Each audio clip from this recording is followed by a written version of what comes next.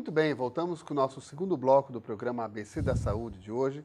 Estamos falando de um assunto muito interessante, que é o método de fisioterapia CME para tratar crianças com alterações cerebrais, com a paralisia cerebral que a gente já explicou, que é o método Cuevas-Medeck Exercises, com a doutora Regiane Krakauer-Kuhn, que é fisioterapeuta e especialista nessa metodologia. E nós já vimos no primeiro bloco um vídeo, e eu acho que a visão e o áudio é muito mais importante do que a gente conversar. Então a gente tem mais um vídeo para colocar, e eu queria já colocar agora para a gente já ir comentando em cima do vídeo aquilo que seja interessante. Se puder já colocar o vídeo, por favor. E essa quem é, Regiane? Essa é a Ana Carolina. Eu estou fazendo uma marcha alternada por ombro e tornozelo. Então, por um segundo, eu tiro as minhas mãos e ela, por um segundo, tem liberdade. Olha, tirei. Esse segundo de liberdade, ela está começando a experimentar. Ela não consegue ficar sozinha em pé, a Ana Carolina. Então, a gente vai fazendo a marcha. Ela levanta os braços para dar equilíbrio, né, quando você tira a mão. Ela tem uma dupla hemiplegia, ou uma quadriplegia. Aqui, ela está cantando e está andando. Eu estou com um tubo de PVC no meio das pernas dela. É um tubo longo, então vocês vão reparar que eu não estou indo atrás dela, andando junto com ela.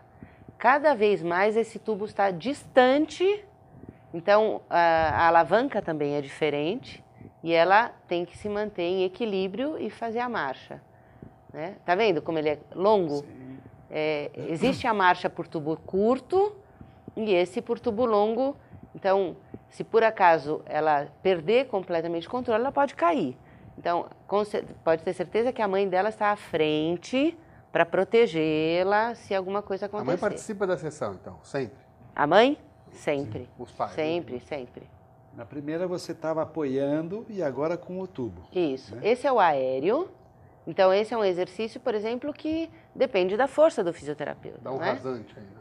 Então, eu tiro a minha mão, deslizo para o joelho e a reação automática da criança é ficar em pé. E ela está feliz. Se a mãe não confiar em você, ela leva a criança embora na hora, hein, Regiane? Se a mãe não confiar, leva mesmo. Então, aqui, olha, em maio de 2011 foi quando nós voltamos do Chile, ela fez intensivo lá em abril. E em maio... Ela foi para o Chile fazer, então. Hã? Ela foi para o Chile. Ela foi para o Chile. E um mês depois ela estava com marcha independente. Está começando a dar os passinhos, né? Olha. Impressionante. E você já tem alguma... Isso foi em maio, alguma já evolução dela? No próprio filme você vai ver que aqui, por exemplo, ela começou a andar. Logo depois vem ela dando acho que 20 passinhos, depois 35 e agora ela tem a independência total. Ela já está em independência total, nesses Está em independência 6 meses total. de tratamento. Isso é muita coisa, né? É bastante, é bastante. Olha, 26 passos em junho. E um mês depois, maio, junho. Isso.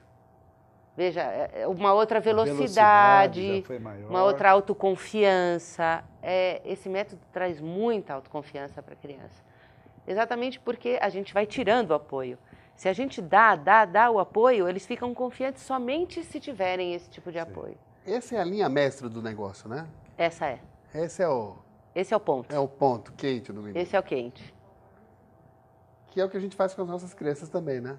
Se você proteger demais, eles viram... Exatamente. Protegidos. E aqui, se eu não me engano, 35 passos. 31. 31, isso.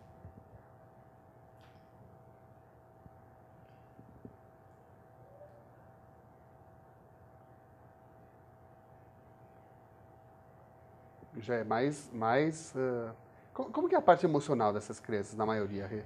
Assim, da parte... Elas são felizes, você estava vendo ela cantar, que você estava falando. Como que é? Porque aparentemente as pessoas que não conhecem têm a impressão de que são crianças...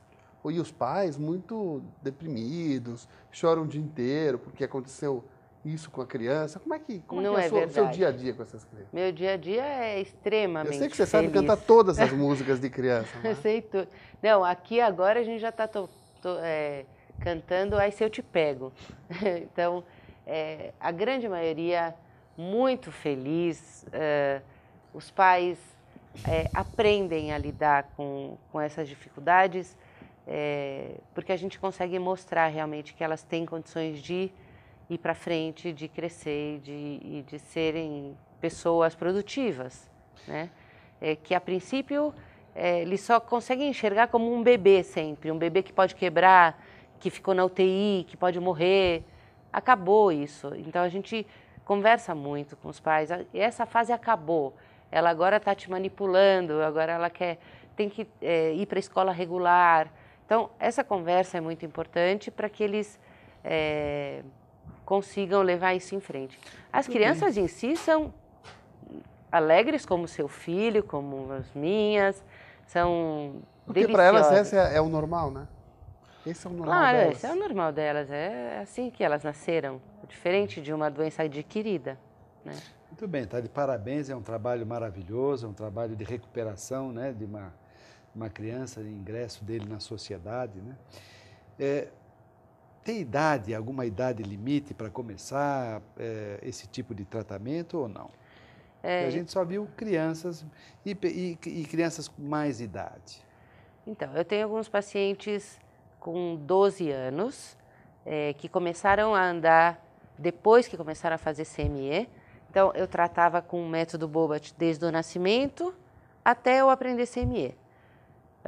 Deambulava com muleta ou com andador e com alguns exercícios possíveis para mim, comecei a fazer o CME. Esse menino, por exemplo, que tem 12 anos, já dá 21 passos sozinho, sem muleta. Com a muleta, ele vai na escola, joga futebol, corre com muleta. Faz treino de esteira, eu utilizo esteira ergométrica no treino de marcha dessas crianças. Então, eles têm a parte cardiovascular preservada, porque eu penso muito nisso. Então, tem uma paciente de 23 anos que trata comigo desde os 9. Não dá para fazer CME com ela, mas no treino de esteira, por exemplo, ela se beneficiou muito, porque ela consegue andar de muletas no shopping sem se cansar. Porque eles andam menos, são menos expostos, né? Mas assim, dá para aplicar muitos exercícios em crianças maiores. Claro que fica limitada, não dá para fazer um aéreo. Eu, pelo menos, não consigo. Por causa do peso da criança. Exatamente. Né? A limitação seria mais do fisioterapeuta, do fisioterapeuta, sem dúvida. Não da criança. O Ramon consegue. Ele, no curso, pegou uma criança de uns 10 anos, 11, e fez um aéreo. Então, a gente vê que o limite é do profissional. Aqui a gente tem uma pergunta que eu quero saber o que é. O que significa o período de prova? Nós já falamos disso? Sim, o período de prova são as 8 semanas. Tá. Que nós traçamos as 3 metas, passa por esse período de prova e depois se reavalia. Daí continua. E é por quanto tempo? Tem limite para terminar essa metodologia ou isso é contínuo? Não. Então, existem as duas formas de tratamento. O tratamento intensivo é feito 2 semanas, 45 minutos de manhã, 45 minutos à tarde. Então, por 2 semanas. Esse é o intensivo. O extensivo é aquele em que ele não vai ao Chile fazer esse método, ou não vem até a minha clínica fazer esse método só por 2 semanas e continua com o método tradicional ou qualquer outro. Ele faz o tratamento com um terapeuta específico de CME 3 vezes por semana até que atinja a independência total, né? Não existe um tempo pré-determinado. A cada 8 semanas eu reavalio e traço junto com os pais novas metas. Na sua experiência, como é que anda? Em quanto tempo você já deu alta para uma criança? É muito pouco tempo para eu te dizer. Porque você faz muito pouco tempo. Mas eu tenho um exemplo agora de um gemelar. Os 2 foram prematuros. É difícil você não comparar um com o outro, então os pais comparavam e percebiam que um dos meninos tinha um certo atraso. E realmente tinha uma grande assimetria de corpo. O lado esquerdo dele, ele parecia ser hemiparético, como se não conseguisse entender bem o lado esquerdo do corpo dele. E começamos com a terapia CME. Se eu não me engano, nós tratamos 5 meses. e ele está de alta, ele está andando. Hoje ele deu 7 passos, né? E tem um filminho até no YouTube dele levando o irmão no andador de carrinho, aqueles de empurrar. Então, o irmão que já anda, que é mais acelerado, vamos dizer assim, estava sentado. E o que estava com atraso está empurrando e está levando ele. Então, ele é uma prova assim de um atraso neuromotor, não é uma lesão cerebral clara, mas um atraso neuromotor em 5, 6 meses eu dei alta. Existe um protocolo para a sessão fisioterápica utilizando esse método? Existe uma metodologia, como começa a sessão, como vai para o meio, ou você vai utilizando, né? Existe uma organização da sessão? Não. Isso é a criatividade do terapeuta e o que a criança necessita para atingir seu objetivo. É uma criança que não consegue de cócoras ficar em pé. Eu vou, com certeza, fazer exercícios que promovam mais esse tipo de atividade motora. Se a criança já faz, eu elimino esse exercício. Eu vou para coisas que ela ainda não faz, até que ela atinja a independência. Então, aí a criatividade do fisioterapeuta e aquilo que a criança necessita naquele momento. Muito bem. E existe alguma contraindicação para esse método? Olha, fora o peso, você né? falou, fora o peso, né? Você falou que você faz aquele programa para ver se vai resolver ou não, né? Se vai ser útil o método ou não. Mas você já pode de cara falar, olha, não vai, no caso dessa criança, dessa pessoa, não é possível. Sim. Existe alguma contraindicação formal? A contraindicação que existe é para doenças progressivas, osteogênese imperfeita, doenças que podem fraturar com facilidade, bebês com menos de 3 meses de vida, a não ser que sejam CME de nível 2. Então, para os terapeutas que estão começando a se formar, eles têm que, só podem acompanhar bebês a partir de 3 meses. E quem já tem formação maior, a partir de alguns dias de vida já pode atuar. Então, só para doenças progressivas, doenças musculares progressivas e para osteogênese imperfeita. Que aí é contraindicado. Contraindicado. Tá. Fora a paralisia cerebral, falando com esse nome, quais as outras doenças que você costuma tratar e por quê?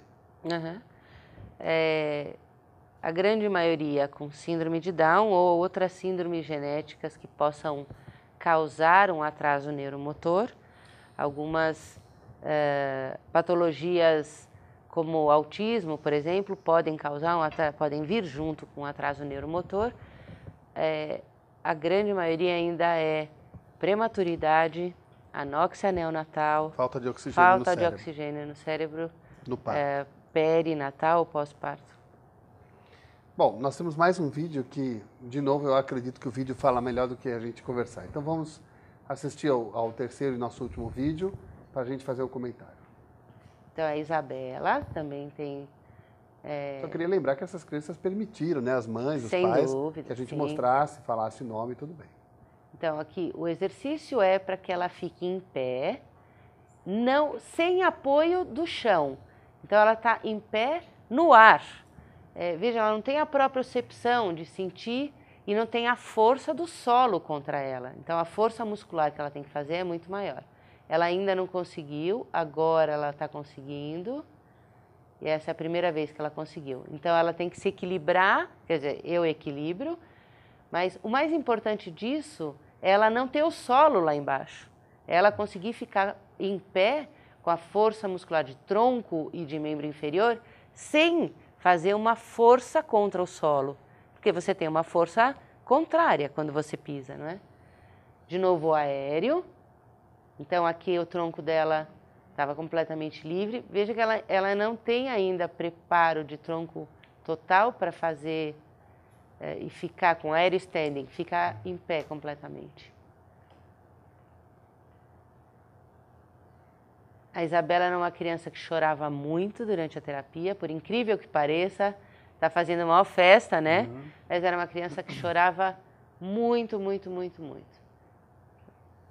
Então, você vê isso alguns meses depois, tá vendo? Setembro. Não liga para a filmagem da mãe, que a mãe fica meio apreensiva, ajudar, né? Porque se ela cair, ela tem que estar alerta. Pode ter algum acidente nesse método? Se o terapeuta não tiver cuidado e não... Pode ser coisa grave. Pode. Queda, né? Não, acidente de cair e não Fratura, estar pronta né? para segurar a criança, Você vê que ela realmente. ficou bem firme agora. Essa cama é uma cama especial também para o método, ela é toda molinha, ela é toda forrada com espuma. Sim. Né? E aí nós vemos no vídeo que você tem uma ação muito grande. Como é que você fica no fim do dia, hein? Olha, eu vou te dizer que eu não tenho mais dor. No começo, eu tive bastante tendinite, eu tive bastante dor no ombro, mas agora meu corpo está acostumado já. Não, eu me sinto bem, não tenho dor, não. Atualmente, quantas crianças você consegue atender por dia pelo método CME? Das 8 ao meio-dia e da 1 às 7 da noite. Você tem utilizado o método para todas? Para todos. 2, 3 casos que já são adultos praticamente que não se utilizam. Essa é a série de 3. Ela está fazendo transferência de peso lateral. E aqui marcha. Uma simulação de marcha, né? Mas você não abandonou o teu conhecimento anterior, a metodologia do Bobat? Não. A princípio, para eu entender CME, eu realmente tive que engavetar o Bobat. Para eu conseguir entender o CME, porque o CME não está muito preocupado em inibir o padrão patológico. E o Bobat pensa muito em inibir o padrão patológico. O que significa inibir padrão patológico? Vou te explicar. A criança que é espástica, que é durinha, ela tem o pé equino, o pé para baixo. Esse é um padrão patológico, isso não é um padrão normal de movimento. E o Bobat preconiza inibir esse padrão o tempo inteiro e promover e facilitar o movimento normal.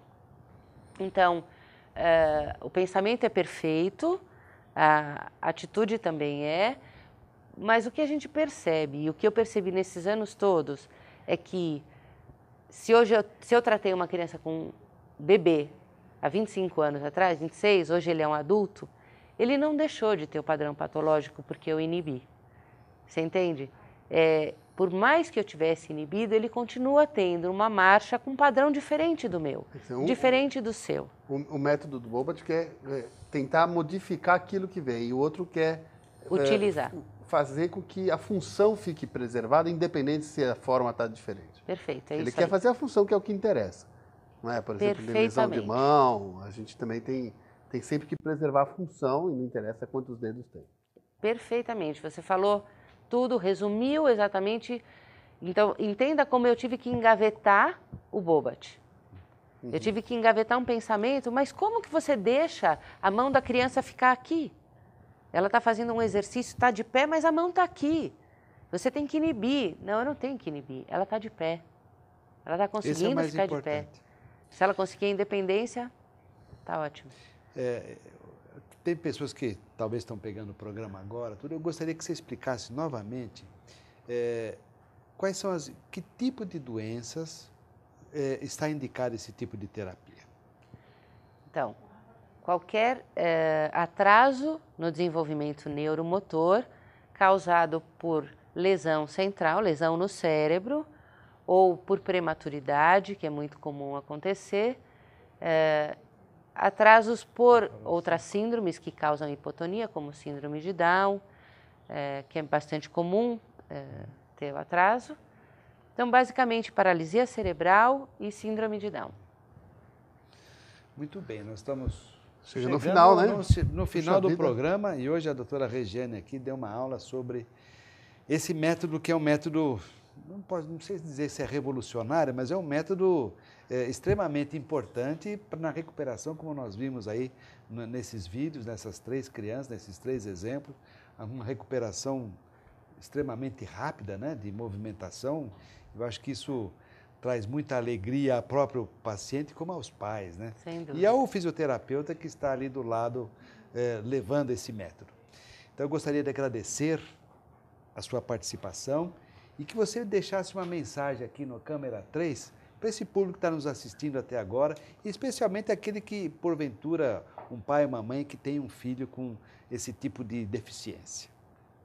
Bom, primeiro eu queria agradecer pelo convite e eu gostaria muito de dizer para vocês que acreditem sempre nos filhos de vocês, olhem as coisas bonitas, olhem as coisas boas que eles têm, não fique olhando só a deficiência, acredite que ele pode ir em frente e quanto mais precoce se detectar qualquer tipo de atraso, mais fácil é a intervenção e o estímulo cerebral e a resposta dessa criança. Então, preste atenção nos seus filhos e, se precisar, procure um fisioterapeuta habilitado para tratá-los e exija sempre uma orientação do fisioterapeuta, que ele faça parte da sua família. Eu acho que isso é bastante importante. Eu sou um pouco mãe de cada uma daquelas crianças. Perfeito. Agora, só antes de terminar, complementar que você faz um trabalho há muitos anos, que eu sei, sobre inclusão dessas crianças, né? De intervir mesmo na escola, intervir no ambiente dessa criança, de adaptar para que essa criança realmente seja incluída de forma plena e não um estorvo dentro de uma sala de aula, dentro de uma festa infantil. Comenta rapidamente sobre isso, nós temos pouco tempo porque ele já quer acabar. Rapidamente, 2 palavras. Não, a gente estimula os pais a procurar a escola regular, ele procura a escola regular e a gente dá o suporte. A fisioclínica tem terapia ocupacional, fonoaudióloga, psicóloga. Então, além de toda a equipe, vai até a escola e orienta os professores ou a parte arquitetônica daquela escola, né? Eles também não estão muito preparados. Então, cadeira especial para a criança ter maior atenção, etc. A gente fica ao dispor da escola para aquela criança, para que ela possa se adaptar no ambiente escolar. Uma vida saudável, exato, alegre, uma feliz, vida normal com todos. Então, eu tenho que te agradecer. Claro que, como minha irmã, a gente tem mais intimidade, mas aqui eu te agradecer porque eu aprendi um monte que eu não sabia. Uhum. E quero deixar o nosso e-mail para que vocês possam mandar mensagens para isso. É programa abc@netservicos.com.br e abcdasaude@abc.org.br, muito rápido. E o e-mail da Regiane, que já passou aí enquanto ela falava. Ah, já? Já passou o e-mail e o telefone, se não me engano. Então, um abraço para vocês, que nós temos que terminar, João. Até o próximo programa. Até o próximo programa. Até lá. Até lá. Dá um tchauzinho lá.